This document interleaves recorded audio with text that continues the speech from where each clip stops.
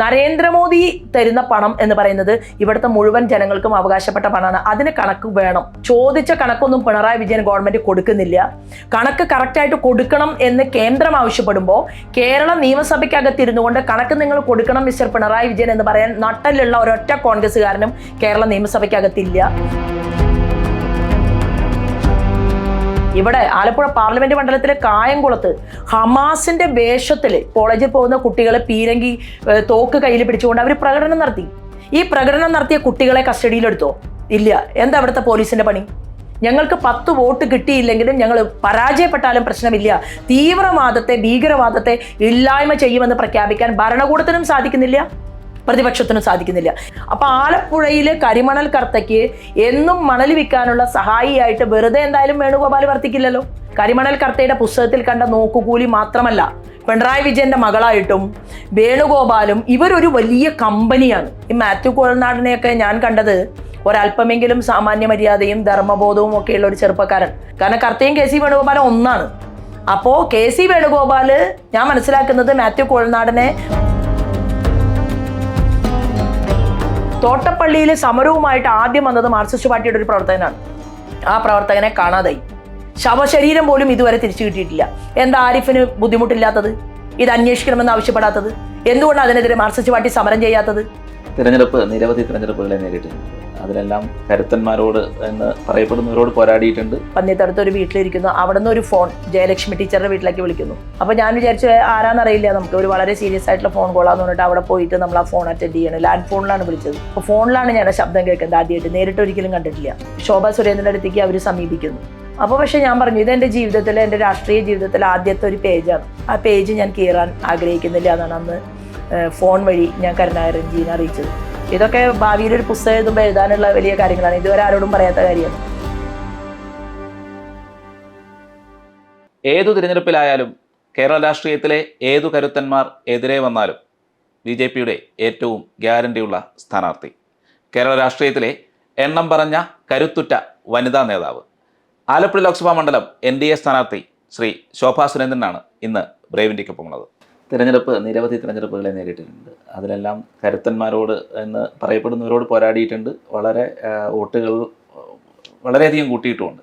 ആദ്യത്തെ തെരഞ്ഞെടുപ്പിനെ പറ്റി ആദ്യത്തെ തെരഞ്ഞെടുപ്പ് എന്ന് പറയുന്നത് 2004 അത് ഇപ്പോൾ തൃശ്ശൂർ സുരേഷ് ഗോപിക്കെതിരെ മത്സരിക്കുന്ന മിസ്റ്റർ മുരളീധരനെതിരായിട്ടാണ്. മുരളീധരൻ വടക്കാഞ്ചേരി നിയോജകമണ്ഡലം അന്വേഷിച്ച് വരാൻ തന്നെ കാരണം 10,000-ലധികം വോട്ട് കോൺഗ്രസിന് കൂടുതലുള്ള മണ്ഡലമായിരുന്നു. അത് മന്ത്രിയായിരുന്നപ്പോൾ, വൈദ്യുതി വകുപ്പ് മന്ത്രിയായിരുന്ന സമയത്ത് അങ്ങനെ ഇത്രയും വോട്ട് അവിടെ കൂടുതലുണ്ട്. അപ്പൊ അവിടുത്തെ MLA രാജിവെപ്പിച്ച് അവിടെ ബൈ ഇലക്ഷനിൽ വന്ന് മത്സരിക്കുകയാണ്. ആ സമയത്താണ് തൃശ്ശൂർ പാർലമെന്റ് മണ്ഡലത്തിൽ മത്സരിക്കേണ്ടിയിരുന്ന എന്നെ അന്നത്തെ സംഘടനാ ജനറൽ സെക്രട്ടറി PP മൂന്തേട്ടൻ തീരുമാനിക്കുകയാണ്, പാർലമെന്റിൽ വേറെ ആൾ പോട്ടെ, മുരളീധരൻ വന്ന സ്ഥിതിക്ക് ശോഭാ സുരേന്ദ്രനാണ് ഫിറ്റ് എന്ന് പറയാണ്. അങ്ങനെ എന്നെ ബൈ ഇലക്ഷനിൽ മത്സരിപ്പിക്കുന്നു. അപ്പോൾ ബൈ ഇലക്ഷനിൽ മത്സരിപ്പിക്കുന്ന സമയത്ത് വടക്കാഞ്ചേരി നിയോജകമണ്ഡലം കമ്മിറ്റി ഇല്ല. ഞങ്ങളെ സംബന്ധിച്ച് ഞങ്ങൾക്ക് 4000-സംതിങ് വോട്ട് മാത്രം കിട്ടിയിട്ടുള്ള ഒരു മണ്ഡലമാണ്. അപ്പോൾ അവിടെ ശരിക്കും പറഞ്ഞാൽ ഞാനും എൻ്റെ പ്രവർത്തകരും പ്രസ്ഥാനവും ഒരുമിച്ച് നീങ്ങിയ സമയത്ത് അത് ഡബിളായി. 11,000-ന്റെ അടുത്ത് വോട്ട് കിട്ടി. മിസ്റ്റർ മുരളീധരൻ കേവലം 2000 ചില്ലാനും വോട്ടിന് അവിടെ പരാജയപ്പെടുകയാണ്. അപ്പോൾ BJPക്ക് ഇത്രയും വോട്ട് വരാതിരിക്കാൻ വേണ്ടി പഠിച്ച പണി 18 അന്ന് ശ്രീമാൻ മുരളീധരൻ നോക്കി. എന്നെ എങ്ങനെയെങ്കിലും സോഫ്റ്റ് ആക്കിക്കാൻ പറ്റുമോ ആ ശ്രമവും നടത്തി.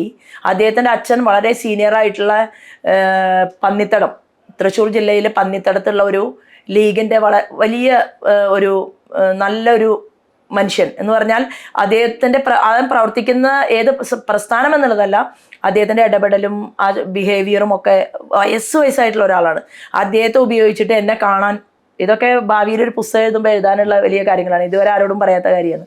പക്ഷേ ശോഭാ സുരേന്ദ്രൻ്റെ അടുത്തേക്ക് അവർ സമീപിക്കുന്നു.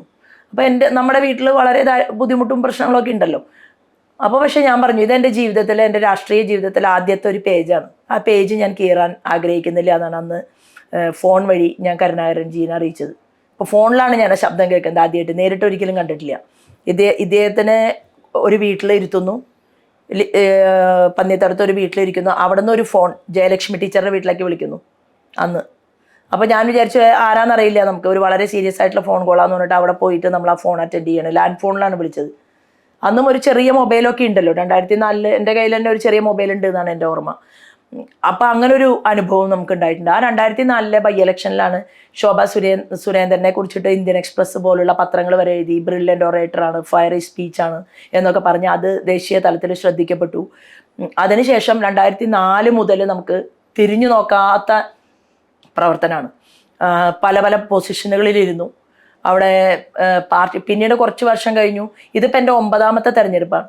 അപ്പോൾ 3 പാർലമെൻറ്റ് തെരഞ്ഞെടുപ്പുകളിൽ മത്സരിച്ചു. ഇത് 3ാമത്തെ പാർലമെൻറ്റ് തെരഞ്ഞെടുപ്പാണ്.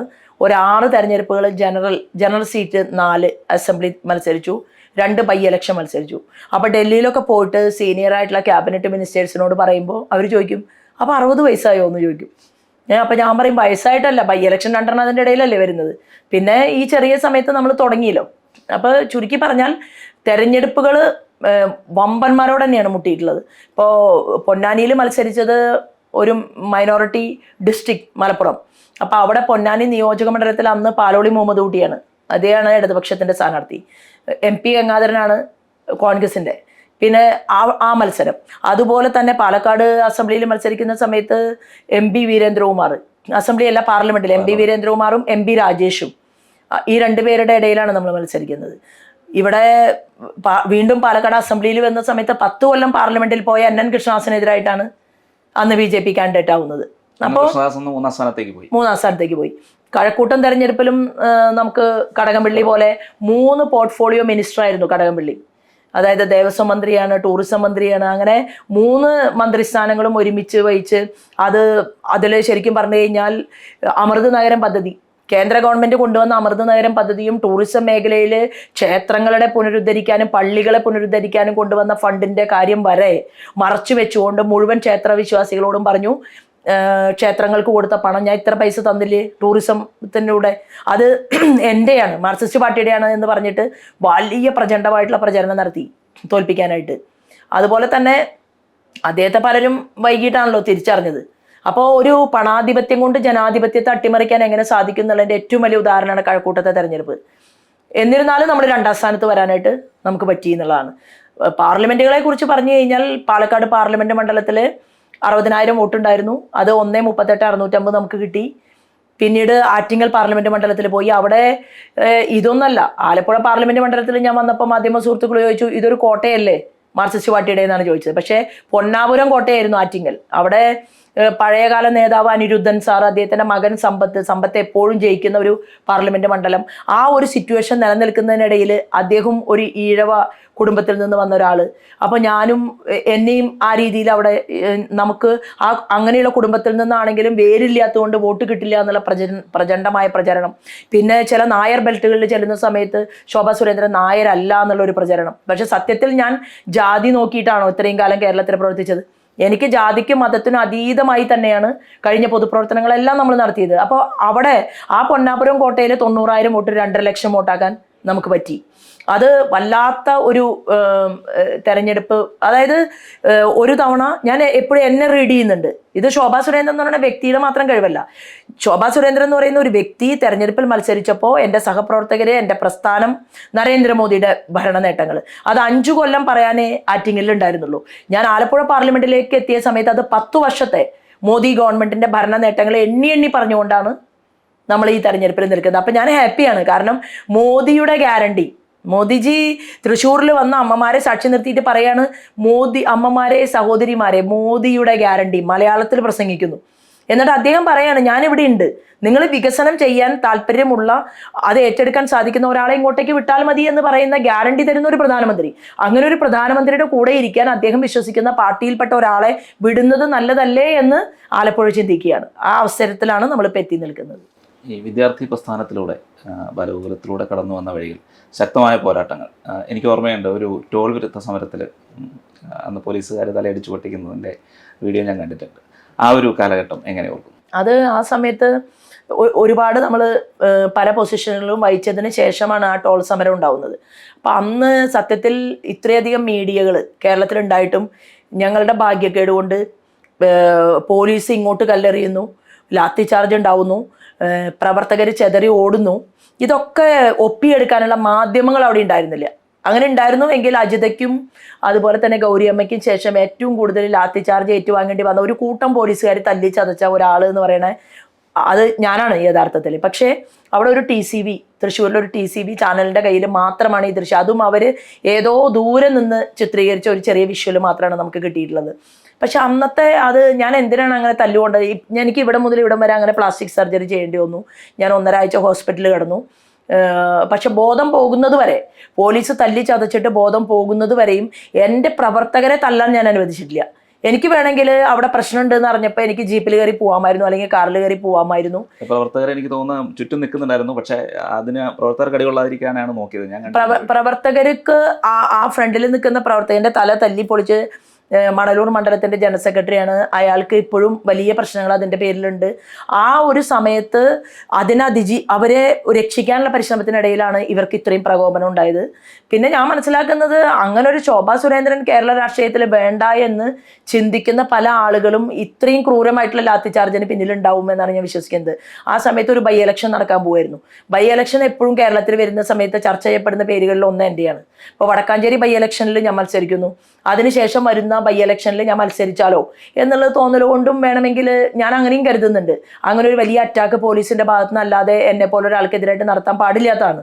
കാരണം ഞാൻ അന്നും പാർട്ടിയുടെ സംസ്ഥാനത്ത് ഉയർന്ന ചുമതലയിലിരിക്കുന്ന ഒരാളാണ്. പക്ഷെ അത് വളരെയധികം ശാരീരികമായിട്ട് എനിക്ക് ക്ഷതമേൽപ്പിച്ചു. അതിനെല്ലാം അതിജീവിച്ചു.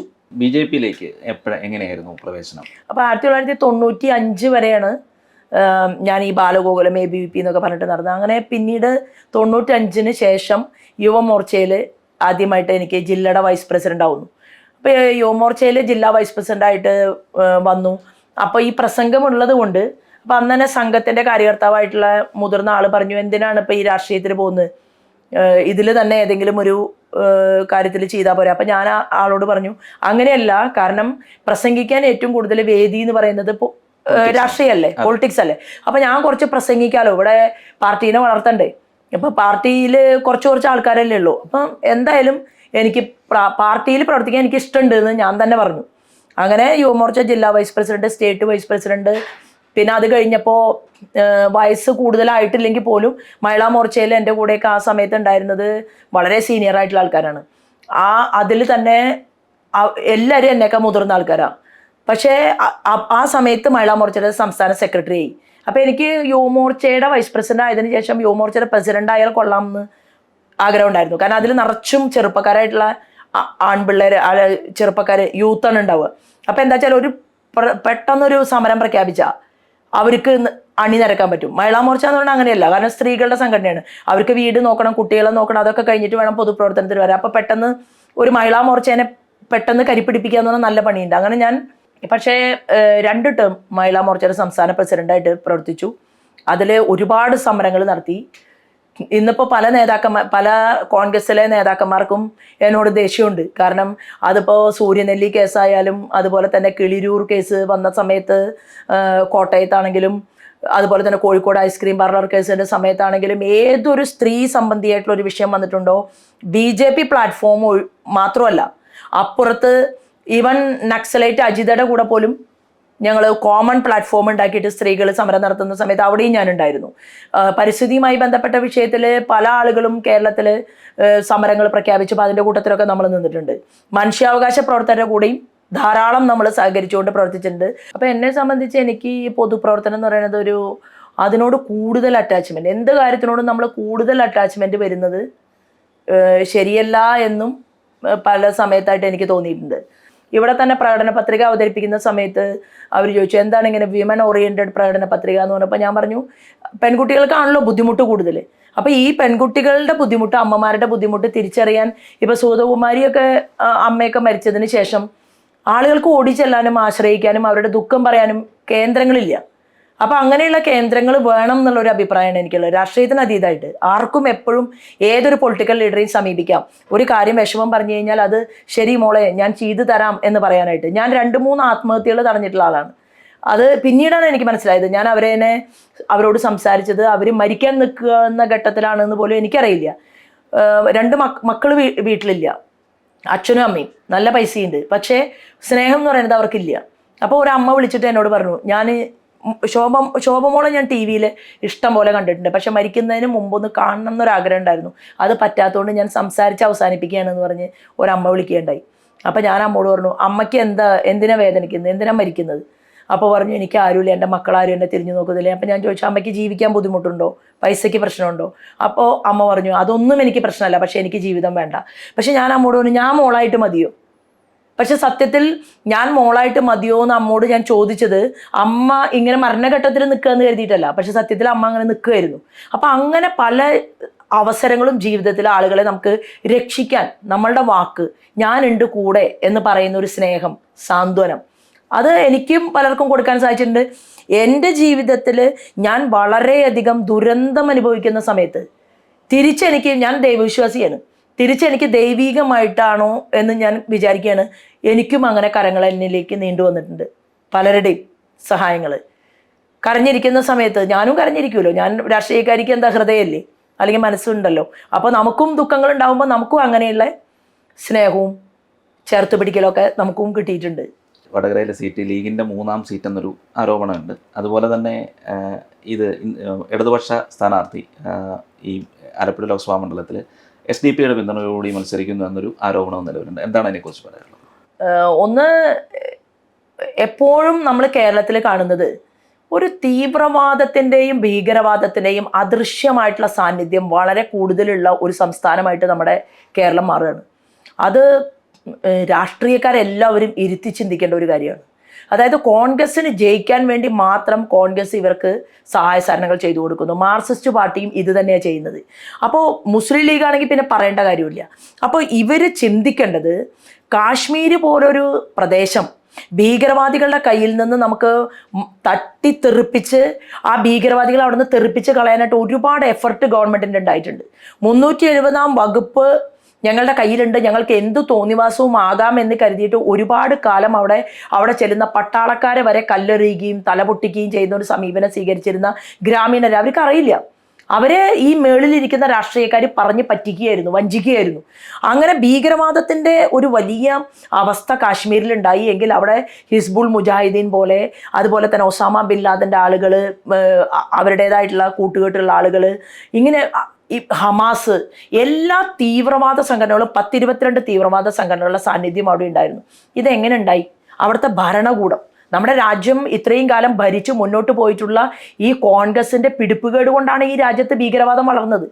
അങ്ങനെ കാശ്മീരിനെ രക്ഷിച്ചെടുത്തതിന് ശേഷം ഇപ്പോൾ കാശ്മീരിലേക്ക് നോക്കുമ്പോൾ എന്ത് സമാധാനമുണ്ട്? അവിടെ ഭീകരവാദത്തിൻ്റെ പേരിൽ അറസ്റ്റ് ചെയ്ത് ജയിലിനകത്ത് കിടക്കുന്ന വ്യക്തിയുടെ അനുജൻ്റെ ഒരു ഫേസ്ബുക്ക് പോസ്റ്റ് ഉണ്ടായിരുന്നു. അദ്ദേഹം പറഞ്ഞ എന്താണെന്നറിയോ? ഞാൻ എൻ്റെ മട്ടുപ്പാവിൽ നിന്നുകൊണ്ട് സ്വാതന്ത്ര്യ ദിനത്തിൻ്റെ പുലരിയെ ഞാൻ വരവേൽക്കുകയാണ്. അദ്ദേഹം ഫേസ്ബുക്കിൽ എഴുതിയിരിക്കുകയാണ്, എൻ്റെ സഹോദരനായി ജനിച്ചുപോയി എന്ന് മാത്രമേ ഉള്ളൂ. അയാൾ ഇന്ന് ജയിലഴികൾക്കകത്ത് കിടക്കുകയാണ്. എൻ്റെ ഉമ്മയ്ക്കും എനിക്കും സ്വാതന്ത്ര്യം നേടിത്തന്നത് നരേന്ദ്രമോദിയാണ്, എനിക്കിനി ആരെയും പേടിയില്ല എന്നാണ് പറയുന്നത്. അങ്ങനെ ദേശീയ പതാക വീശുന്നതിൻ്റെ ഒരു പടം അദ്ദേഹം ഫേസ്ബുക്കിൽ പോസ്റ്റ് ചെയ്തത് നമ്മളൊക്കെ നവമാധ്യമങ്ങളിലൂടെ കണ്ടതാണ്. അപ്പോൾ അങ്ങനെ കാശ്മീരിനെ നമുക്ക് ഒരു നല്ല രീതിയിലാക്കിയെടുക്കാൻ സാധിച്ചുവെങ്കിൽ കേരളത്തിലെ സ്ഥിതി എന്താണ്? കേരളത്തിൽ ഇടയ്ക്കിടയ്ക്ക് റോഡിൽ കിടന്ന് പട്ടികൾ വെട്ടുകൊണ്ട് മരിക്കുക, ഇതെന്താണ്? ഈ സാഹചര്യം എങ്ങനെ ഉണ്ടാവുന്നു നമ്മൾ ചർച്ച ചെയ്യുന്നു. മലപ്പുറത്തെ ഗ്രീൻ വാലിക്കകത്ത് ഭീകരവാദികൾ ഇത്രയും വലിയ രാജ്യദ്രോഹ സമീപനങ്ങൾ സ്വീകരിച്ചുകൊണ്ട് അവരവിടെ ഇത്തരത്തിലുള്ള കേന്ദ്രങ്ങൾ ഉണ്ടാക്കിയിരുന്നു എന്ന് പറഞ്ഞ് ഞാൻ ഒരു 15 കൊല്ലം മുമ്പ് ഞങ്ങൾ സമരം നടത്തിയിട്ടുണ്ട്. ഇപ്പോഴും കേസ് നിലനിൽക്കുന്നുണ്ട്. ഗ്രീൻ വാലി കേസ് ഇപ്പോഴും തീർന്നിട്ടില്ല, ഞങ്ങൾ കേസ് നടത്തിക്കൊണ്ടിരിക്കുകയാണ്. അപ്പോൾ എന്തായിരുന്നു ഞങ്ങൾ അങ്ങനെ സമരം നടത്താൻ കാരണം? നമ്മുടെ ഒരു ജില്ലയിലും അങ്ങനെ തീവ്രവാദികൾ വളരാൻ പാടില്ല, ഭീകരവാദം വളരാൻ പാടില്ല. നമുക്ക് രാജ്യമാദ്യം, പിന്നെയാണ് മതം എന്ന് പറയുന്നത്. ചുമരുണ്ടെങ്കിലേ ചിത്രം എഴുതാൻ പറ്റൂ. നമുക്ക് നമ്മുടെ രാഷ്ട്രത്തെ നിലനിർത്തണം. ആ രാഷ്ട്രത്തെ നിലനിർത്തിക്കൊണ്ട് പരം വൈഭവത്തിലേക്ക് ഈ രാഷ്ട്രത്തെ എത്തിക്കാൻ വേണ്ടി എല്ലാ വ്യക്തികളും ശ്രമിക്കുക എന്നുള്ളതാണ്. ആ മുസ്ലിം കുട്ടിയെ ഇവിടെ കല്യാണം കഴിച്ചു കൊടുക്കുന്നു, ഇവിടെ ബിസിനസ് നടത്തുന്നു, ഇവിടെ ജീവിക്കുന്നു, ഇവിടെ നിന്ന് ഉംറയ്ക്ക് പോകുന്നു, അല്ലേ? ഇങ്ങനെ ജീവിക്കുന്നവർക്ക് ഈ നാട് എന്ന് പറയുന്നത് അവരുടെ ജീവനാണ്. അത് ബഹുഭൂരിപക്ഷം വരുന്ന മുസ്ലിങ്ങൾക്കും ജീവൻ തന്നെയാണ്. അവർ നമ്മളെപ്പോലെയൊക്കെ തന്നെയാണ്. പക്ഷെ അതിനിടയിൽ നിന്ന് ചില ആളുകൾ, ഭീകരവാദികൾ, ഭീകരവാദ സംഘടനകൾ അവർ പോലും അറിയാതെ അവരുടെ മക്കളെ അടർത്തിയെടുത്ത് കൊണ്ടുപോവുകയാണ്. അങ്ങനെയാണ് കണ്ണൂരിൽ നിന്ന് ഫയാസ് പോയത്. അങ്ങനെയാണ് ഇന്ന് പാനായിക്കുളത്ത് ഭീകരവാദ പ്രവർത്തനം നടന്നത്. ഇവിടെ എറണാകുളം കലക്ട്രേറ്റിൽ ബോംബ് സ്ഫോടനം ഉണ്ടായത്. ഇവിടെ ക്രിസ്ത്യൻ ആളുകൾ ഒരുമിച്ച് ചേർന്ന് ഒരു ആരാധന നടത്താൻ വേണ്ടി പോയ സമയത്ത് അവിടെ ബോംബ് വെക്കാൻ ഒരാൾ വന്നിട്ട് അയാൾ പറയാണ് ഞാനാണ് ബോംബ് വെച്ചത്. അയാൾ ചെന്ന് പോലീസിന് കീഴടങ്ങാണ്. പോലീസ് അന്വേഷിച്ച് പിടിക്കുകയല്ല, അപ്പോൾ ശരി, പ്രതിയെ കിട്ടി, മതി, മിണ്ടാതിരിക്കുകയാണ്. കാരണം എന്താണ്? കേരളത്തിന്റെ മുഖ്യമന്ത്രി പിണറായി വിജയനെ ഭീകരവാദികളെ പോലീസ് പിടിക്കണമെന്ന് ഒരു താല്പര്യവുമില്ല. അങ്ങനെയാണോ ഒരു കേസ് അന്വേഷണം നടത്തേണ്ടത്? എങ്ങനെ ഈ സാഹചര്യം ഉണ്ടായി? ഇയാൾക്ക് എങ്ങനെ ബോംബ് കിട്ടി? ഇയാളുടെ പിറകിൽ ആരൊക്കെയാണ്? ഇയാൾ എങ്ങനെയാണ് ഫേസ്ബുക്കിൽ പോസ്റ്റ് ഇടുന്നത്? ഇയാൾ എങ്ങനെയാണ് ഇത്രയും ഒരു എന്താ പറയുക, എന്ത് തെറ്റ് ചെയ്തിട്ടും കൂസലില്ലാതിരിക്കുന്നത്? ഇയാളാണെങ്കിൽ അതിനെക്കുറിച്ച് അന്വേഷിക്കണ്ടേ? അന്നാണ് മിസ്റ്റർ രാജീവ് ചന്ദ്രശേഖർ പറഞ്ഞത്, ഇവിടെ തീവ്രവാദത്തിന്റെ അതിശക്തമായിട്ടുള്ള കരങ്ങൾ കേരളത്തിൽ പ്രവർത്തിക്കാൻ പാടില്ല എന്ന് പറഞ്ഞതിന്റെ പേരിൽ അദ്ദേഹത്തിനെതിരെ കേസെടുക്കാൻ തീരുമാനിച്ച ഒരു ഗവൺമെന്റ്. ഒസാമ ബിൻ ലാദന്റെ ഭീകരവാദികൾ ഓൺലൈൻ വഴി മലപ്പുറം ജില്ലയിൽ മീറ്റിംഗ് സംഘടിപ്പിച്ച കേരളം. ഈ കേരളം എവിടേക്കാണ് പോകുന്നത്? 1991 മലപ്പുറത്ത് കൂമൻകൊല്ലി പാലത്തിനടിയിൽ നിന്നാണ് പൈപ്പ് ബോംബ് കണ്ടെടുത്ത കേസ് ഉണ്ടായത്. അന്ന് പൈപ്പ് ബോംബ് കണ്ടെടുത്ത കേസുമായി ബന്ധപ്പെട്ടുകൊണ്ട് അന്നത്തെ SP അരുൺകുമാർ സിൻഹയാണ്. അദ്ദേഹം കൊടുത്ത റിപ്പോർട്ട് മുഖ്യമന്ത്രിമാരുടെ മേശപ്പുറത്തുണ്ടായിരുന്നു. ആ അരുൺകുമാർ സിൻഹയെ പിന്നീട് നരേന്ദ്രമോദി ഇവിടെ നിന്ന് അദ്ദേഹത്തിന്റെ പ്രവർത്തനം കണ്ട് കൊണ്ടുപോയി അദ്ദേഹത്തിന്റെ സ്പെഷ്യൽ പ്രൊട്ടക്ഷൻ ഗ്രൂപ്പിന്റെ തലവനാക്കി. ഒരുപാട് കാലം മോദിജിയുമായിട്ട് അദ്ദേഹം ഒരുമിച്ച് ജീവിച്ചു, രാജ്യത്തെ നോക്കാൻ ശ്രമിച്ചു. ഈ അടുത്ത കാലത്ത് ക്യാൻസർ ബാധിതനായിട്ട് ഈ അടുത്ത കാലത്താണ് അദ്ദേഹം മരണപ്പെട്ടു പോയത്. അപ്പൊ അന്ന് GK സുരേഷ് ബാബുവിന്റെ വർഗീയത കേരളത്തിൽ എന്ന് പറയുന്ന ഒരു പുസ്തകമുണ്ട്, നമുക്ക് റെഫർ ചെയ്താൽ ഇപ്പോഴും കിട്ടും.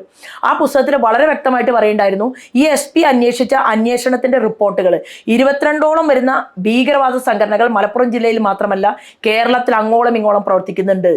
അന്ന് ഇതിനെല്ലാം കണ്ണടച്ചിരുട്ടാക്കി അവരുടെ വോട്ട് മതി എന്ന് തീരുമാനമെടുത്തുകൊണ്ട് കോൺഗ്രസും മാർക്സിസ്റ്റ് പാർട്ടിയും വഴിവിട്ട ബന്ധം സ്വീകരിച്ച് മുന്നോട്ട് പോയത് കൊണ്ടാണ് ഇന്ന് നമ്മുടെ കേരളത്തിൽ നമ്മൾ വല്ലാത്തൊരവസ്ഥ നമ്മൾ അഭിമുഖീകരിക്കുകയാണ്. ആലപ്പുഴ ജില്ലയിൽ, ഇവിടെ ആലപ്പുഴ പാർലമെന്റ് മണ്ഡലത്തിലെ കായംകുളത്ത് ഹമാസിന്റെ വേഷത്തിൽ, ആ വേഷത്തിലാണ് ചെറുപ്പക്കാർ, കോളേജിൽ പോകുന്ന കുട്ടികൾ പീരങ്കി തോക്ക് കയ്യിൽ പിടിച്ചുകൊണ്ട് അവർ പ്രകടനം നടത്തി. ഈ പ്രകടനം നടത്തിയ കുട്ടികളെ കസ്റ്റഡിയിലെടുത്തോ? ഇല്ല. എന്താ അവിടുത്തെ പോലീസിന്റെ പണി? ഈ കേരളത്തിന്റെ ആഭ്യന്തര വകുപ്പ് പിണറായി വിജയൻ എന്ന് നടപ്പിലാക്കാൻ, എന്ന് കയ്യിൽ പിടിച്ചുവോ അന്ന് മുതൽ ഇവിടെ തീവ്രവാദം വർദ്ധിച്ചു. അപ്പൊ എന്താണ് മുഖ്യമന്ത്രി പിണറായി വിജയനും കോൺഗ്രസിന്റെ ലീഡർ VD സതീശനും ഉദ്ദേശിക്കുന്നത്? തീവ്രവാദികളുടെ വോട്ട് ഞങ്ങൾക്ക് വേണമെന്ന് മാത്രമല്ല, ഞങ്ങൾ തീവ്രവാദികളുടെ കൂടെയാണ് എന്നുള്ള മെസ്സേജ് അല്ലേ കൊടുക്കുന്നത്? നേരെ മറിച്ച് അവർ എന്ത് പറയണം? ഞങ്ങൾ ഇവിടുത്തെ ജനങ്ങളുടെ കൂടെയാണ്, ഞങ്ങൾക്ക് 10 വോട്ട് കിട്ടിയില്ലെങ്കിലും ഞങ്ങൾ പരാജയപ്പെട്ടാലും പ്രശ്നമില്ല, തീവ്രവാദത്തെ ഭീകരവാദത്തെ ഇല്ലായ്മ ചെയ്യുമെന്ന് പ്രഖ്യാപിക്കാൻ ഭരണകൂടത്തിനും സാധിക്കുന്നില്ല, പ്രതിപക്ഷത്തിനും സാധിക്കുന്നില്ല. ഈ സാഹചര്യം നമ്മുടെ മുന്നിൽ നിൽക്കുകയാണ്. ആലപ്പുഴ പാർലമെന്റ് മണ്ഡലത്തിൽ കായംകുളത്ത് ഈ സംഭവം ഉണ്ടായി. ഞാൻ പക്ഷേ ഇത് വെച്ച് പൊറിപ്പിക്കില്ല. ഞാൻ തെരഞ്ഞെടുപ്പിൽ നിൽക്കുന്നു. തെരഞ്ഞെടുപ്പ് കഴിഞ്ഞാലും ഇവിടെ പല പരിപാടികളും ഈ നാട് നന്നാക്കാൻ, കേരളം നന്നാക്കാനായിട്ടുള്ള കാര്യങ്ങൾ ഞാൻ ചെയ്യുന്ന സമയത്ത് ഈ ചെറുപ്പക്കാരുടെ പിന്നിൽ ഏത് മതഭീകര സംഘടനയാണ് പ്രവർത്തിക്കുന്നത്? കാരണം അള്ളാഹു പരമകാരുണ്യവാനായിട്ടുള്ള അള്ളാഹു പറഞ്ഞിട്ടുള്ളത്, എന്നോട് മുസ്ലിം സുഹൃത്തുക്കൾ പറയുന്നത് അങ്ങനെയാണ്, ശോഭ, അള്ളാഹു പറഞ്ഞിട്ടുള്ളത്, പരമകാരുണ്യവാനായിട്ടുള്ള അള്ളാഹു പറഞ്ഞിട്ടുള്ളത്, അയൽ വീട്ടിൽ ഒരാൾ പട്ടിണി കിടക്കുകയാണെങ്കിൽ അവർക്ക് ഭക്ഷണം കൊടുക്കണം, സക്കാത്ത് കൊടുക്കണമെന്ന് പഠിപ്പിച്ച അള്ളാഹുവിന് ഒരാളും എതിർപ്പല്ല. ശരി, അങ്ങനെ എതിർപ്പല്ലാത്ത നമ്മുടെ നാട്ടിൽ എന്തിനാണ് ഈ മുസ്ലിം ജനങ്ങളുടെ ഇടയിൽ ഇങ്ങനെയുള്ള വർഗീയത കുത്തിവെച്ച് അവരുടെ മക്കളെ ഭീകരവാദ പ്രവർത്തനത്തിന് കൊണ്ടുപോകുന്നത്? എന്തിനാണ് ISIയിലേക്ക് റിക്രൂട്ട്മെന്റ് ചെയ്യുന്നത്? എന്തിനാണ് ഇവിടെ നിന്ന് പെൺകുട്ടികൾ പോകുന്നത്? എങ്ങനെയാണ് നമ്മുടെ കുട്ടികളെ നമുക്ക് നഷ്ടപ്പെടുന്നത്? അപ്പൊ എന്തുകൊണ്ട് എത്രയോ കുട്ടികൾ ലവ് ജിഹാദിൽ പെട്ട് തിരിച്ചു വന്നു അല്ലെ? ഇതെങ്ങനെ ഈ സാഹചര്യം ഉണ്ടാകുന്നു? കാരണം എന്താണ്? മാറി മാറി വരുന്ന ഗവൺമെന്റുകൾക്ക് വോട്ട് മതി, പണവും വോട്ടും. ഈ ഒരു സാഹചര്യത്തിലൂടെയാണ് ഇവർ മുന്നോട്ട് പോയിക്കൊണ്ടിരിക്കുന്നത്. ഈ പൊന്നാനിയിലെ ഒരു കോളേജിൽ NDA സ്ഥാനാർത്ഥിയെ തടഞ്ഞ ഒരു വാർത്ത പുറത്തു വന്നിരുന്നു. അപ്പോൾ ഇങ്ങനെ ഒരു സാഹചര്യം കേരളത്തിൽ ഉണ്ടാകുന്നതിനെ കുറിച്ച് എന്താണ് പറയുക? അല്ല, ഇങ്ങനെ ഒരു സാഹചര്യം കേരളത്തിൽ ഉണ്ടാകുമ്പോൾ, ഇപ്പം ഞാനിവിടെ സ്ഥാനാർത്ഥി അല്ലായിരുന്നുവെങ്കിൽ ആ കോളേജിൻ്റെ മുന്നിൽ തൊട്ടടുത്ത ദിവസം ഞാൻ സമരത്തിനിരിക്കും. എൻ്റെ സ്ത്രീകൾ അവിടെ വരും, ആളുകൾ അവിടെ ഒരുമിച്ച് കൂടും. ഞങ്ങൾ മലപ്പുറം ജില്ലയിൽ ഇതിലും വലിയ സമരങ്ങൾ ചെയ്തിട്ടുണ്ട്. ഭീകരന്മാർ തമ്പടിച്ചിട്ടുള്ള കേന്ദ്രങ്ങളിലേക്ക് ഞങ്ങൾ പോയിട്ടുണ്ട്. പക്ഷേ തെരഞ്ഞെടുപ്പ് സമയമായതുകൊണ്ട് ആ സ്ഥാപനം നടത്തിപ്പുകാരോട് എനിക്ക് പറയാനുള്ളത്, നിങ്ങൾ മനസ്സിലാക്കേണ്ടത്, നിങ്ങളുടെ സ്ഥാപനം എന്ന് പറയുന്നത് കേന്ദ്ര ഗവൺമെന്റിന്റെ എയ്ഡ് വാങ്ങിയിട്ട് നടത്തുന്ന ഒരു സ്ഥാപനമാണ്. ഈ സ്ഥാപനത്തിലേക്ക് ഗവൺമെന്റിന്റെ പണം നിങ്ങൾ സ്വീകരിക്കുന്നുണ്ടെങ്കിൽ അവിടേക്ക് ഏതൊരു വ്യക്തിക്കും, ഏതൊരു സ്ഥാനാർത്ഥിക്കും കടന്നു വരാനും അവിടെ ഈ തെരഞ്ഞെടുപ്പുമായി ബന്ധപ്പെട്ടുകൊണ്ട് വോട്ട് ചോദിക്കാൻ അവകാശമുണ്ട്. മുസ്ലിം ലീഗിന്റെ യുവജന സംഘടനയും മാർക്സിസ്റ്റ് പാർട്ടിയുടെ യുവജന സംഘടനയും ഒരുമിച്ച് ചേർന്നുകൊണ്ട് എൻ്റെ സഹോദരിയായിട്ടുള്ള നിവേദിത സുബ്രഹ്മണ്യം അവർക്കെതിരെ നടത്തിയിട്ടുള്ള അവരുടെ ഈ കലാപരിപാടി ഉണ്ടല്ലോ, അത് തീർച്ചയായിട്ടും ഞാൻ തൃശ്ശൂർ ജില്ലയിൽ ഇല്ലാതിരുന്ന് നന്നായി എന്നാണ് എനിക്ക് അതിനെക്കുറിച്ച് പറയാനുള്ളത്. കാരണം ഇത് വളരെ തെറ്റാണ് ചെയ്തിട്ടുള്ളത്. ഞങ്ങൾക്കിവിടെ പ്രസംഗിക്കാനും ഞങ്ങൾക്കിവിടെ ജനങ്ങളുടെ മുന്നിൽ വോട്ട് ചോദിക്കാനും ഞങ്ങൾക്ക് ഈ പൊതുപ്രവർത്തനം നടത്താനും കൃത്യമായിട്ട് അവകാശമുണ്ട്. ഭാരതത്തിന്റെ അകത്താണ് കേരളം. പൊന്നാനിയുടെ അകത്തല്ല ഭാരതം. പൊന്നാനി പാർലമെന്റ് മണ്ഡലത്തിൽ ഞങ്ങൾ തീരുമാനിക്കുന്ന മാത്രമേ നടത്തൂ എന്ന് തീരുമാനിക്കാൻ ആര് കൊടുത്തു ഇവർക്ക് അവകാശം? അങ്ങനെ ഒരു അവകാശം നമ്മൾ ആർക്കും ചാർത്തി കൊടുത്തിട്ടില്ല. അതുകൊണ്ട് ഇത് ഇന്നലെ തന്നെ ഈ വിവരത്തെക്കുറിച്ച് കേന്ദ്ര ഗവൺമെന്റിന്റെ സുരക്ഷയുമായി ബന്ധപ്പെട്ട വിങ്ങിന് നമ്മൾ അറിയിപ്പ് കൊടുത്തിട്ടുണ്ട്. അതിന്റെ മറുപടിയും അവിടെ നിന്ന് കിട്ടുമെന്ന് തന്നെയാണ് ഞാൻ വിചാരിക്കുന്നത്. എന്തായാലും ഭീകരവാദ സംഘടനകളുടെ പണം പറ്റിക്കൊണ്ട് മലപ്പുറം ജില്ലയെ ഭീകരവാദികളുടെ കോട്ടയാക്കി മാറ്റാനുള്ള ഒരു ശ്രമവും നമ്മൾ വെച്ചു പൊറിപ്പിക്കുന്ന പ്രശ്നമില്ല എന്നുള്ളതാണ്. നമുക്ക് കാര്യങ്ങൾ തുറന്നു പറയുമ്പോൾ 10 വോട്ട് കുറഞ്ഞാൽ കുറഞ്ഞോട്ടെ, പ്രശ്നമില്ല. പക്ഷെ കാര്യങ്ങൾ നേരാം വണ്ണം കേരളത്തിൽ നടക്കണം.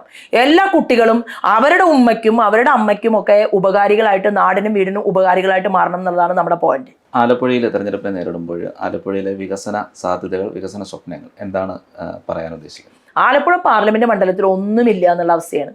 ആകെയുള്ളത് നരേന്ദ്രമോദിജിയോടൊപ്പം ഇരിക്കുന്ന ഗതാഗത വകുപ്പ് മന്ത്രി ശ്രീമാൻ നിതിൻ ഗഡ്കരി കൊടുത്ത റോഡുണ്ട്. അത് ഹൈവേ. കേരളത്തിൽ 20 സുവർണ കോറിഡോർ ഉണ്ടാക്കാനാണ് നിതിൻ ഗഡ്കരിജി തീരുമാനമെടുത്തത്. അതിന് പണം മാറ്റിവെച്ചിട്ടുണ്ട്. കിട്ടിയ പണം വകമാറി ചെലവഴിച്ചിട്ടുണ്ട്. ചോദിച്ച കണക്കൊന്നും പിണറായി വിജയൻ ഗവൺമെന്റ് കൊടുക്കുന്നില്ല. കണക്ക് കറക്റ്റായിട്ട് കൊടുക്കണം എന്ന് കേന്ദ്രം ആവശ്യപ്പെടുമ്പോൾ കേരള നിയമസഭയ്ക്കകത്തിരുന്നു കൊണ്ട് കണക്ക് നിങ്ങൾ കൊടുക്കണം മിസ്റ്റർ പിണറായി വിജയൻ എന്ന് പറയാൻ നട്ടലുള്ള ഒരൊറ്റ കോൺഗ്രസ്സുകാരനും കേരള നിയമസഭയ്ക്കകത്തില്ല. നരേന്ദ്രമോദി തരുന്ന പണം എന്ന് പറയുന്നത് ഇവിടുത്തെ മുഴുവൻ ജനങ്ങൾക്കും അവകാശപ്പെട്ട പണമാണ്. അതിന് കണക്ക് വേണം. കാരണം എന്താണ്? എല്ലാ കാര്യത്തിനും കൃത്യതയുള്ള കണക്കുള്ള, ഒരു ദിവസം പോലും ലീവ് എടുക്കാതെ പൊതുപ്രവർത്തനം ചെയ്യുന്ന, ഞാൻ സേവകനാണ് എന്ന് പ്രഖ്യാപിച്ചിട്ടുള്ള ഒരാളുടെ ഒരു നയാ പൈസ പോലും കവർന്നെടുക്കാൻ ഞാൻ അനുവദിക്കില്ല എന്ന് പറഞ്ഞ പ്രധാനമന്ത്രിയുടെ കയ്യിൽ നിന്ന് കിട്ടിയിട്ടുള്ള കോടികൾ കണക്ക് ചോദിച്ചാൽ ഞങ്ങൾക്ക് പറയാൻ സൗകര്യമില്ല എന്ന് പറയുന്ന ധനകാര്യ വകുപ്പ് മന്ത്രി ബാലഗോപാല അടിയന്തരമായിട്ട് അക്കൗണ്ട് സംവിധാനം കൈകാര്യം ചെയ്യാൻ കെൽപ്പുള്ള ഒരാളെ വെക്കണം. ഇദ്ദേഹത്തിന് ചിലപ്പോൾ അത് അറിഞ്ഞൊന്നും വരില്ല. പക്ഷെ അതിന് നല്ല ഒരാളെ വെച്ചുകൊണ്ട് ചോദിക്കുന്ന കാര്യങ്ങൾക്ക് കണക്ക് കൊടുക്കാൻ തയ്യാറാകണം. ആലപ്പുഴയിൽ ഇന്ന് കാണുന്ന വികസനം എന്ന് പറയുന്നത് ഇവിടുത്തെ ഒരു മെഡിക്കൽ കോളേജിനെ സൂപ്പർ സ്പെഷ്യാലിറ്റി ആക്കിയിട്ട് ഉയർത്തിയിട്ടുണ്ട്. അതും പോരാ എന്നുള്ള അഭിപ്രായം എനിക്കുള്ളത്. ഇവിടുത്തെ പാവപ്പെട്ടവർക്ക് ആശ്രയിക്കാൻ ആശുപത്രികളില്ല. ഒരു മെഡിക്കൽ കോളേജിൽ ചെല്ലുന്ന സമയത്ത് സ്കാൻ ചെയ്യാൻ വേണ്ടിയിട്ട് എഴുതി ഡോക്ടർ കുറിപ്പടി കൊടുത്താൽ സ്കാൻ ചെയ്യണമെങ്കിൽ 6 മാസം കാത്തിരിക്കണം. അത്രയും ക്യൂ നിൽക്കുകയാണ് മനുഷ്യര്. അപ്പൊ 6 മാസം വരെ ഈ ദുരിതമായിട്ട് ചെല്ലുന്ന ആള് ജീവിച്ചിരിക്കുന്ന ഉറപ്പുണ്ടോ? എത്രയോ ആളുകൾ ഇവിടെ പെടഞ്ഞു വീണ് മരിച്ചുപോയി. അപ്പോൾ സർക്കാർ ആശുപത്രികളെ കൂടുതൽ വർദ്ധിതമാക്കി, താലൂക്ക് ആശുപത്രികളെ ജില്ലാ ആശുപത്രിക്ക് തുല്യമാക്കി, ജില്ലാ ആശുപത്രികളെ മെഡിക്കൽ കോളേജിന് തുല്യമാക്കി ഉയർത്താമെന്ന് 3 ടേം മുമ്പ് പറഞ്ഞതാണ് കേരളത്തിന്റെ ഭരണകൂടം. അന്ന് ആരോഗ്യവകുപ്പ് കൈകാര്യം ചെയ്തിട്ടുള്ള ശ്രീമതി ടീച്ചർ പറഞ്ഞു, ഇല്ലേ? ഇന്ന് അതാണോ സാഹചര്യം? ഇന്നും പൂർണ്ണ ഗർഭിണിയായിട്ടുള്ള സ്ത്രീ ആലപ്പുഴ മെഡിക്കൽ കോളേജിൽ പായും തലേണയുമായിട്ട് ചെന്ന് നിലത്ത് പായ വിരിച്ച് കിടക്കുന്ന അനുഭവം ഉണ്ട്. നിങ്ങൾക്ക് മാധ്യമ സുഹൃത്തുക്കൾക്ക് പോയി നോക്കിയാൽ കാണാം. ഒരു മകനെ ചികിത്സയ്ക്ക് വേണ്ടിയിട്ട് ചെല്ലുന്ന ഒരു അമ്മ കൂനിക്കൂടി, മുഖം ചുക്കി ചുളിഞ്ഞ്, കണ്ണ് കുഴിയിലാണ്ട്, ഭക്ഷണം പോലും മര്യാദയ്ക്ക് കഴിക്കാനില്ലാതെ, പോഷകാഹാരം പോലും കിട്ടാത്ത ഒരമ്മ മകന് കാവലിരിക്കുമ്പോൾ അമ്മയ്ക്ക് മരുന്ന് കുറിപ്പ് കൊടുത്തിട്ട് നിങ്ങൾ പുറത്തുനിന്ന് വാങ്ങാൻ പറയാണ്. അപ്പൊ എന്താണ് ഈ ഗവൺമെന്റ് ആശുപത്രിയിൽ മരുന്നില്ലാത്തത്? എന്തുകൊണ്ടാണ് സാധാരണക്കാരന് മരുന്നെത്തിക്കാത്തത്? ഗവൺമെന്റ് ആശുപത്രികളിൽ കൃത്യമായി മരുന്നെത്തിക്കണമെന്ന് മോദി പറയുന്നു. മാത്രവുമല്ല ജനൌഷധി കൊണ്ടുവരണമെന്ന് പറയുന്നു. ആ ജനൌഷധി 900 ജനൌഷധിയാണ് കേരളത്തിൽ വന്നിട്ടുള്ളൂ. എന്തുകൊണ്ടാണ് ഒരു 50,000-ഓളം ജനൌഷധി കേന്ദ്രങ്ങൾ കേരളത്തിൽ വരാത്തത്? എന്താ കാരണം? 1150 കോടി രൂപയുടെ മരുന്ന് കേരളത്തിലെ ജനങ്ങൾ വാങ്ങുകയാണ്. ഇത് വാങ്ങാൻ വേണ്ടി പുറത്തേക്കാണ് പോകുന്നത്. ഗുജറാത്തിൽ പോകുന്നു, തമിഴ്നാട്ടിൽ പോകുന്നു, ആന്ധ്ര പോകുന്നു, കർണാടക പോകുന്നു. പല സ്റ്റേറ്റുകളിലും പോയിട്ട് ഈ മരുന്ന് വാങ്ങിക്കൊണ്ടുവരുമ്പോൾ 380 രൂപയ്ക്ക് ക്യാമറ വെച്ചു പിണറായി വിജയന്റെ മകന്റെ അമ്മായി അച്ഛൻ, അല്ലേ? എത്ര ചെലവാ? 47 കോടിക്ക് വെക്കാം എന്നാണ് ജെയിംസ് പാലമറ്റം പറഞ്ഞത്. അല്ല, ഞങ്ങൾ 68 കോടിക്ക് വെക്കാം എന്നാണ് ആര് പറഞ്ഞ? അൽഹിന്ദ് കമ്പനി പറഞ്ഞത്. 68ഓ 70ഓ 75ഓ 389 കോടി രൂപയ്ക്ക് ഇത്രയും വലിയ തുക അഴിമതി നടത്താൻ ആ ഒരു ക്യാമറ കേസിൽ പോലും ഇവർക്ക് സാധിച്ചെങ്കിൽ 1150 കോടിയുടെ മരുന്ന് വാങ്ങിക്കൊണ്ടുവരുമ്പോൾ എന്തായിരിക്കും ഇവർക്ക് കിട്ടുന്ന പണം? നമ്മൾ ചിന്തിക്കണ്ടേ? ആലപ്പുഴ പാർലമെന്റ് മണ്ഡലത്തിൽ വലിയ വികസനം നമുക്ക് വേണം. കയർ മേഖല പൂട്ടി, മത്സ്യമേഖലയിൽ പ്രവർത്തിക്കാൻ സാധിക്കുന്നില്ല. ഇവിടെ നല്ല ഹാർബറുകൾ ഇല്ല. ഇവിടെ ഒരു തോട്ടപ്പള്ളി സ്പിൽവേ അശാസ്ത്രീയമായി നിർമ്മിച്ചിട്ടിരിക്കുകയാണ്. ആലപ്പുഴ പാർലമെന്റിൽ നടക്കുന്നത് അതുപോലെ തന്നെ നെൽകർഷകർക്ക് ആവശ്യമായിട്ടുള്ള സംവിധാനം ചെയ്തു കൊടുക്കുന്നില്ല. ആകെ ആലപ്പുഴ പാർലമെന്റിൽ നടക്കുന്ന കച്ചവടം എന്ന് പറയുന്നത് കരിമണൽ കർത്തയുടെ കച്ചവടം മാത്രമാണ്. കരിമണൽ കർത്തയ്ക്ക് 1000 കോടി രൂപയുടെ മണൽ കൊടുക്കാൻ ഇവർ തയ്യാറാണ്. മണൽ എന്ന് പറയുന്നത് പാവപ്പെട്ടവരുടെ വിചാരം കരിമണൽ എന്ന് പറഞ്ഞാൽ ഒരു കറുത്ത മണൽ അല്ല. ഇത് ബ്രൂസൈറ്റ് ആണ്, ഇത് സിർക്കോണിയമാണ്, ഇത് നമുക്കറിയാവുന്ന പോലെ മോണോസൈറ്റ് ആണ്. ഇങ്ങനെ കേരളത്തിലെ മേജർ മൈനിങ് കേന്ദ്രങ്ങൾ മുഴുവൻ ഒരു കാലത്ത് ഇവർ കൈയടക്കി വെച്ചു. അങ്ങനെ KSIDC എന്ന് പറയുന്ന ഒരു സ്ഥാപനത്തിന് 15% മാത്രം ഷെയർ കൊടുത്ത് കോൺഗ്രസിന്റെ തൊഴിലാളി സംഘടനയുടെ നേതാവ് ചന്ദ്രശേഖരനും മാർക്സിസ്റ്റ് പാർട്ടിയുടെ തൊഴിലാളി സംഘടനാ നേതാവ് എളമരം കരീമും ചേർന്ന് കരിമണൽ കർത്തയെ സഹായിക്കാൻ വന്നു. അങ്ങനെ സഹായിക്കാൻ വരുമ്പോൾ അന്നത്തെ മേജർ മൈനിങ്ങിന്റെ മന്ത്രി എന്ന് പറയുന്നത് ആരാണ്? അദ്ദേഹത്തിന്റെ പേര് നമ്മുടെ രാജസ്ഥാനിൽ നിന്നുള്ള മന്ത്രിയാണ്, ശിശ്രാം ഓല ആളുടെ പേര്.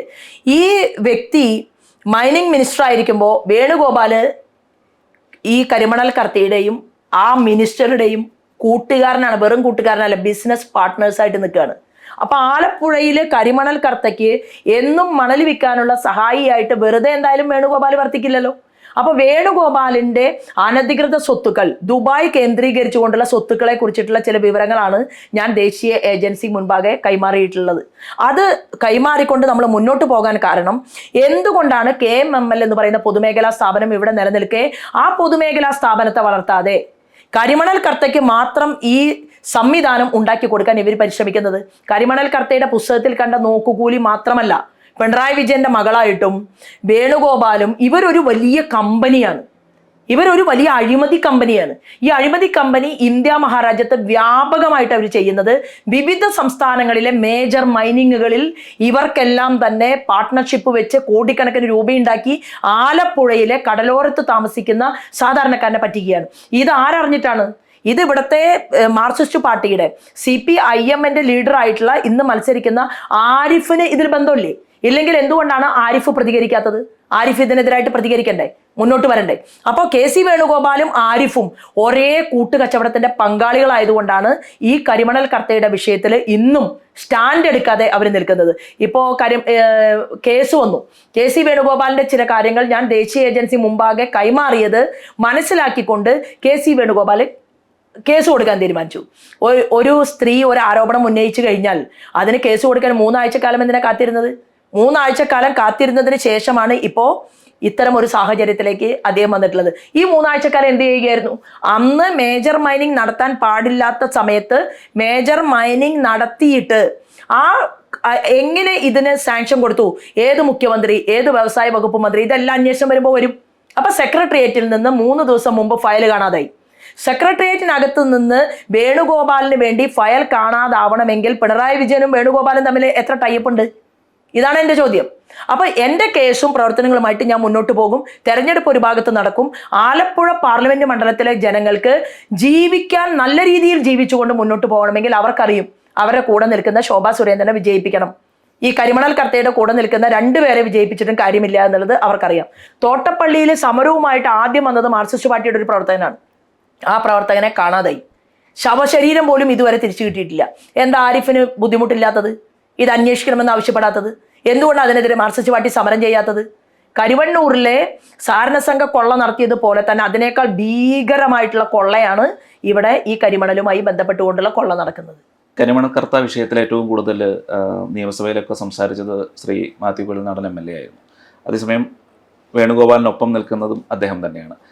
എന്തു തോന്നുന്നു അതിനെപ്പറ്റി? അതായത് KC വേണുഗോപാൽ കുറേ നല്ലവരായിട്ടുള്ള ആളുകളെ പോലും കള്ളന്മാരാക്കാൻ വേണ്ടിയിട്ട് ട്രാക്ക് വെട്ടുന്ന ഒരാളാണ്.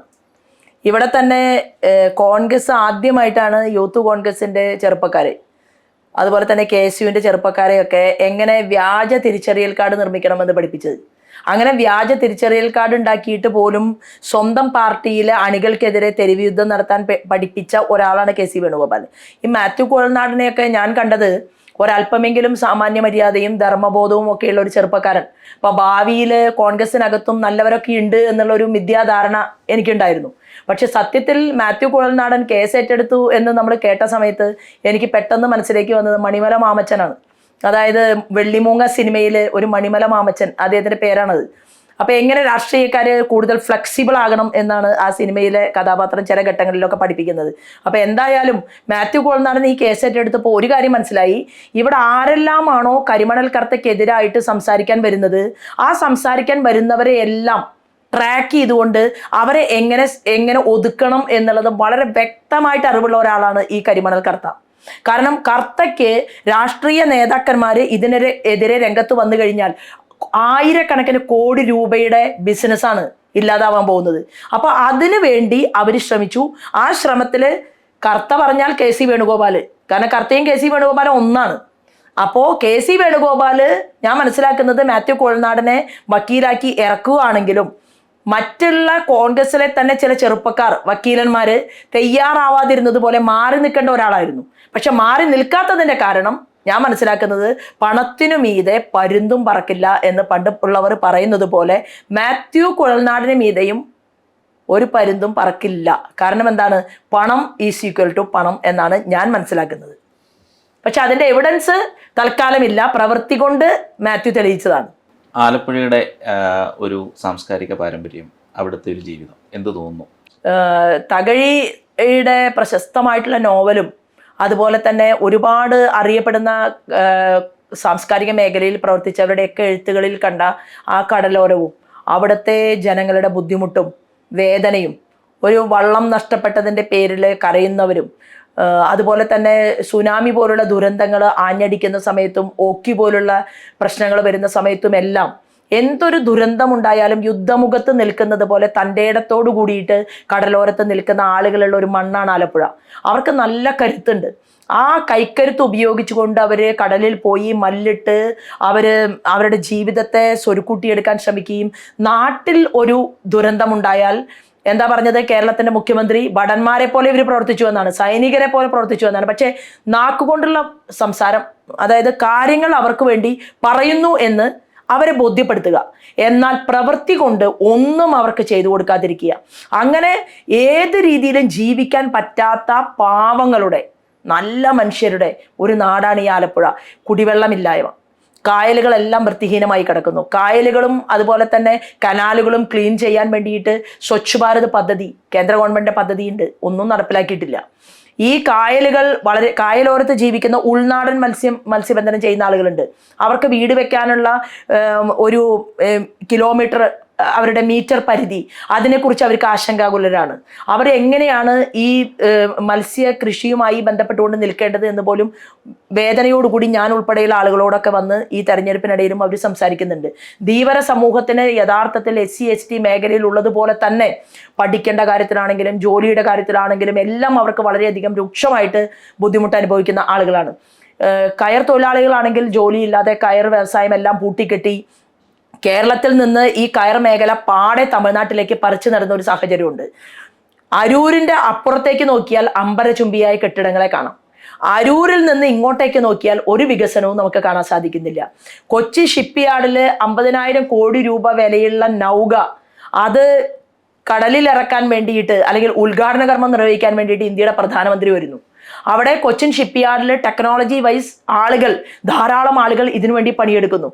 എന്നാൽ ഇവിടെ നെൽകൃഷി, അതുപോലെ തന്നെ പാരമ്പര്യമായിട്ടുള്ള കശുവണ്ടി തൊഴിലാളികൾ, കയർ തൊഴിലാളികൾ ഉൾപ്പെടെയുള്ളവരെ നിത്യദുരിതത്തിലാവുന്നു. ഇവരെയെല്ലാം പ്രൊമോട്ട് ചെയ്തെടുക്കാനും ഇവിടെ നമ്മുടെ കുട്ടികൾക്ക് പഠിക്കാനുള്ള നല്ല ഇൻസ്റ്റിറ്റ്യൂട്ടുകൾ കൊണ്ടുവരാനും വികസനം ഏറെ കൊണ്ടുവരണമെന്നും ആഗ്രഹമുള്ള നരേന്ദ്രമോദിജി കേരളത്തിൽ വന്ന് മോദിയാണ് ഗ്യാരണ്ടി എന്ന് പറഞ്ഞിട്ടും ആലപ്പുഴയ്ക്ക് വേണ്ടി ഒരു പ്രൊജക്റ്റ് കൊടുക്കാൻ ഇവിടെ നിന്ന് പോയ ആളുകൾ ആരും തയ്യാറാവുന്നില്ല എന്നുള്ളതാണ്. 19 പേർ കോൺഗ്രസ്സുകാർ ജയിച്ചു പോയി, ഒരാൾ മാർക്സിസ്റ്റ് പാർട്ടിയുടെ ജയിച്ചു പോയി. ഈ 20 പേരുടെയും ലക്ഷ്യം എന്ന് പറയുന്നത് ഒരു കാരണവശാലും ജനങ്ങൾ നന്നാവരുത്. ജനങ്ങൾ നന്നായാൽ, അവർക്ക് ജോലി കിട്ടിയാൽ, അവരുടെ കുട്ടികൾ നന്നായി പഠിച്ചാൽ, നല്ല രീതിയിൽ അവർ ഉപരിപഠനത്തിന് പോയാൽ അവർ ഈ രാഷ്ട്രീയക്കാരുടെ മുഖം തിരിച്ചറിയും എന്നുള്ളത് കൊണ്ടാണ് മോദിയുടെ 300-ൽ പരം പദ്ധതികൾ രാജ്യത്തെ ജനങ്ങൾക്ക് വേണ്ടി കൊടുത്തിട്ടുള്ള നരേന്ദ്രമോദിയുടെ പാർട്ടിക്ക് എതിരായിക്കൊണ്ട് ഇവരെല്ലാവരും ചേർന്ന് ഡൽഹിയിൽ, ഇപ്പൊ സ്മൃതി ഇറാനി വന്നിരുന്നു ഇന്നലെ. സ്മൃതിജി എന്താ പറഞ്ഞത്? ഡൽഹിയിൽ നിങ്ങൾ സുഹൃത്തുക്കളാണല്ലോ, നിങ്ങൾ കേരളത്തിൽ ഗുസ്തിയും ഡൽഹിയിൽ ദോസ്തിയുമാണ് എന്ന് തമാശയായിട്ട് പ്രസംഗത്തിൽ പറയുന്നുണ്ട്. അപ്പൊ അവിടെ ദോസ്താണെങ്കിൽ ഇവിടെ ഇവർ നടത്തുന്നത് ഞങ്ങൾ തമ്മിൽ ഭയങ്കര എതിർപ്പാണ് എന്ന് കാണിച്ചുകൊണ്ട് ദുഷ്മനായിട്ടല്ല ഇവരിവിടെ പ്രവർത്തിക്കുന്നത്. പക്ഷെ യഥാർത്ഥത്തിൽ ഇവർ ഒന്നാണ്. ഒറ്റ ലക്ഷ്യം മാത്രമേ ഇവർക്കുള്ളൂ. ഇവർക്ക് മുലായം സിംഗിനെ കൂടെ കൂട്ടിയാലും കുഴപ്പമില്ല, മമതാ ബാനർജിയെ കൂട്ടിയാലും കുഴപ്പമില്ല, മായാവതിയെ കൂട്ടിയാലും കുഴപ്പമില്ല. ഇവർക്ക് രാജ്യത്ത് അഴിമതി നടത്താൻ ഇടങ്ങൾ വേണം. അങ്ങനെ അഴിമതി നടത്താനുള്ള ഇടങ്ങൾ തേടിയിട്ടുള്ള ഒരു യാത്രയിലെ സഞ്ചാരികൾ മാത്രമാണ് മറ്റു പാർട്ടികളിൽ പ്രവർത്തിക്കുന്ന ആളുകൾ എന്നുള്ളത് കൊണ്ടാണ് മുൻ മുഖ്യമന്ത്രിമാരുടെ മക്കൾ വരെ BJPയിലേക്ക് വരികയാണ്. ഓരോ ദിവസവും രാവിലെ നമുക്ക് ദൃശ്യമാധ്യമങ്ങളിലൂടെ കിട്ടുന്ന അനുഭവം എന്ന് പറയുന്നത് ആ സംസ്ഥാനത്ത് നിന്ന് മുൻ KPCC പ്രസിഡന്റ് വന്നു, ഈ സംസ്ഥാനത്ത് നിന്ന് ഓൾ ഇന്ത്യ സെക്രട്ടറി വന്നു, തൊട്ടപ്പുറത്ത് പഴയ കേന്ദ്രമന്ത്രിയുടെ മകൻ വന്നു, ഇങ്ങനെയല്ലേ വരുന്നത്. അപ്പോൾ BJP എന്ന് പറയുന്ന പ്രസ്ഥാനം NDA വളരെയധികം വലുതായിരിക്കുകയാണ്. അപ്പോൾ മറ്റുള്ള പാർട്ടിയിൽ നിന്ന് ആളുകൾ വന്ന് ഈ പാർട്ടി വിപുലപ്പെടും തോറും നമ്മുടെ കടമയും കൂടുകയാണ്. ഞാൻ ഉൾപ്പെടെയുള്ള ഓരോ പാർട്ടി കേഡറുടെയും മനസ്സും അതുപോലെ തന്നെ പ്രവർത്തനങ്ങൾക്കും കൂടുതൽ കാര്യനിമ്പിൻ്റെ കരുത്തുണ്ടാകണം. അങ്ങനെ ഈ പ്രസ്ഥാനത്തെ കൂടുതൽ വളർത്താൻ ആവശ്യമായിട്ടുള്ള സംവിധാനങ്ങളിലേക്കാണ് പാർട്ടിയെ കൊണ്ടുപോകേണ്ടത് എന്ന് ഞാൻ കരുതുന്നു. ആലപ്പുഴ പാർലമെന്റ് മണ്ഡലം ഈ പരാധീനതകളെല്ലാം പരിഹരിച്ചുകൊണ്ട് നരേന്ദ്രമോദിജിക്ക് പേരെടുത്ത് വിളിക്കാൻ സാധിക്കുന്ന, മോദിജിയോടൊപ്പം കഴിഞ്ഞ 8 വർഷത്തോളമായിട്ട് പ്രവർത്തിക്കാൻ സാധിച്ചിട്ടുള്ള എല്ലാ സൗത്ത് ഇന്ത്യൻ സംസ്ഥാനങ്ങളുടെയും ചുമതല ചെയ്യാനും ഒരു അവസരം കിട്ടിയിട്ടുള്ള ആലപ്പുഴയിലെ ജനങ്ങൾക്കും പരിചിതയായിട്ടുള്ള ശോഭ പോയാലല്ലേ നല്ലത് എന്നുള്ളതാണ് ഞാൻ അവരോട് ചോദിക്കുന്നത്. കാരണം പാർലമെന്റിന് അകത്തിരുന്ന് കാര്യങ്ങൾ സംസാരിക്കാം, അത് കഴിഞ്ഞാൽ കേന്ദ്രമന്ത്രിമാരുടെ വീട്ടിലേക്ക് വേണമെങ്കിൽ പോകാം, ഇന്ത്യയുടെ പ്രധാനമന്ത്രിയെ കാണണമെങ്കിൽ നമ്മൾ ആവശ്യപ്പെട്ടാൽ അതിനും അദ്ദേഹം നമുക്ക് സമയം തരും. അപ്പൊ ശോഭാ സുരേന്ദ്രൻ പോയാലല്ലേ പാർലമെന്റ് മണ്ഡലത്തിന്റെ കൂടുതൽ വികസനങ്ങൾ ഉണ്ടാവുക എന്നുള്ള എൻ്റെ ചോദ്യത്തെ ആലപ്പുഴ പാർലമെന്റ് മണ്ഡലത്തിലെ വോട്ടർമാർ രാഷ്ട്രീയത്തിന് അതീതമായി സ്വീകരിക്കും എന്ന് ഞാൻ വിശ്വസിക്കുന്നു.